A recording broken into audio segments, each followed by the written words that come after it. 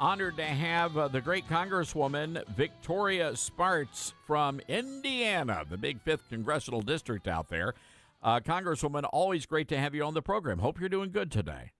Well, thank you. Have a vibrant debate in Judiciary Committee. Yes, and we're going to get to that in just a second. I was watching your interview with Glenn Beck yesterday, and I was really intrigued by the comparison you made with the FBI matching all of this data, tracking people in America who bought a Bible and a gun. And you say that reminded you a lot of how things used to be in the old Soviet Union. Well, it's exactly. I mean, listen, let's look at the history. What did Stalin do to force people under tyranny and oppression and communists? They understand very well what makes you strong as an individual. Religion makes you strong. Guns makes you give you ability to protect yourself, and also you own property. You own property. You're not dependent on the government. So first, what Stalin did to oppress, he took guns from people. Then he took religion from the people, and then he started forcing people in collective farms and take their property. That's how you get people into submission. Well, we're doing exactly the same now, using the modern techniques. That's why these amendments, first and second, they're significant, because our founding fathers understood how do you oppress people.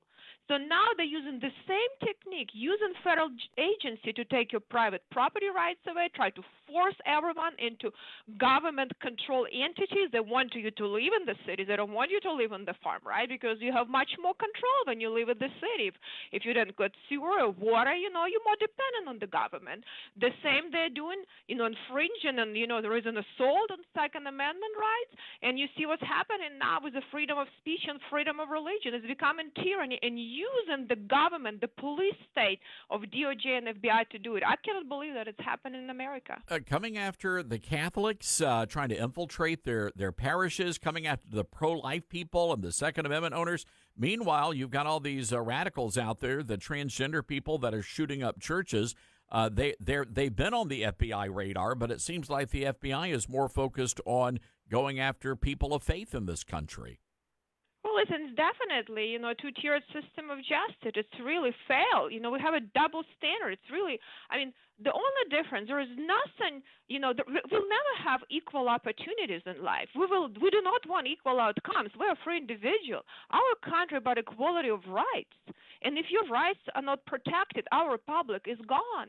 It doesn't matter, you're poor, rich, whatever, your rights should be protected. That's how it was country created. But now we have a justice system. If father is very influential like president, or you're very connected to government, you can get away with very shady things, and no one even presses charges on you. But if you are someone who, ever said anything about government or just happened to show up on January 6th here, we can raid your houses and bring squads of FBI to intimidate people.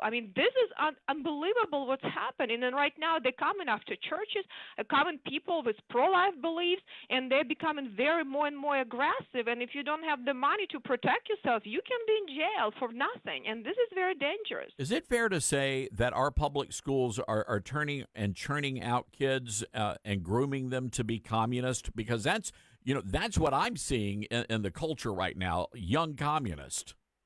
Well, let me tell you, when I was a state senator, because our education failed so much, and if states not step up, we're really in trouble.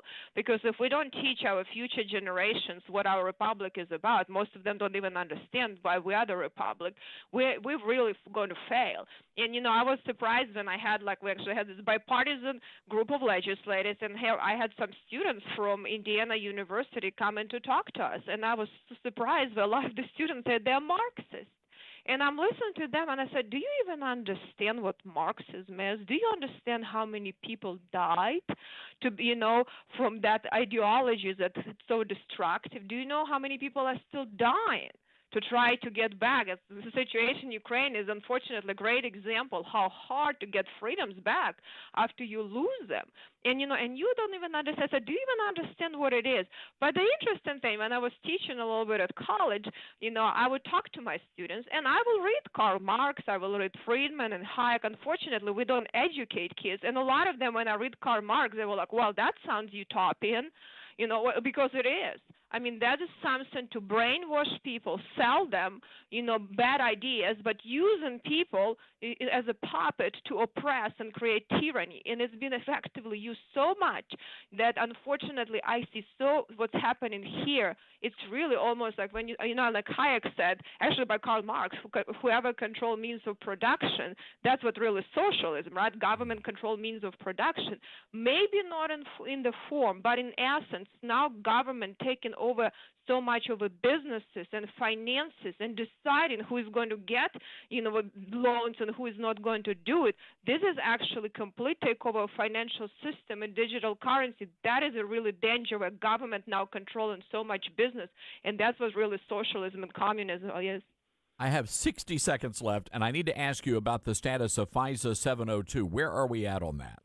Well, I'm so glad that we have some people fighting, this is the Fourth Amendment rights of Americans. And if Congress is not willing to defend the rights, that we're not worth being here. So I hope, we were able to stall bad legislation, move it to the floor, and force people to vote on the record. Do they believe the government should survey, Americans without a warrant? And they got afraid yesterday. So that bill was taken off the floor, and now we know they canceled for right now, actually, Congress, and we're going back home. So I hope people are aware and vigilant and pay attention, put pressure on their legislators, not to fall to big police state that using it to oppress Americans. Well said. Well, Congresswoman, we appreciate the great work, and we appreciate your boldness in telling people what's happening in this country, and we'd love to get you back on sometime soon. Well, thank you so much. Thank you. It's my pleasure and honor to be on your show. All right. Congresswoman Victoria Spartz, ladies and gentlemen, from the 5th Congressional District there in Indiana, born in Ukraine, by the way, and so she knows. She's seen it. She's lived it. And those are the kinds of people we need to be listening to. The idea that FISA 702 would give our government the right to spy on American citizens without our knowledge, it is unacceptable and it is un-American.